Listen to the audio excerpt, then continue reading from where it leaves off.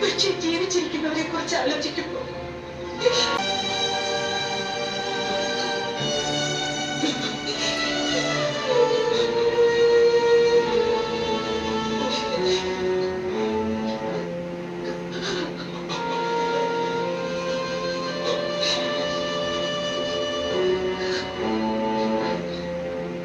എവിടെയും പോണ്ട, അമ്മയുടെ കൂടെ കഴിഞ്ഞാൽ മതി.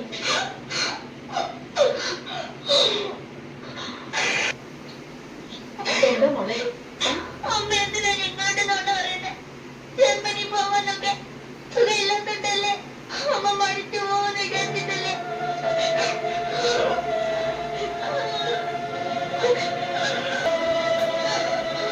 എന്താ ചേച്ചി, എന്തിനാ അമ്മ കരയുന്നേ?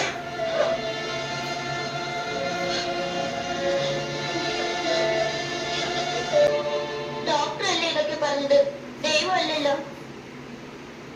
ദൈവത്തിന് അസാധ്യമായത് ഒന്നുമില്ലെന്ന് അമ്മയല്ലേ ഞങ്ങളെ പഠിപ്പിച്ചത്. മോളെ, ഇത് ദൈവത്തിന്റെ തീരുമാനമാണ്.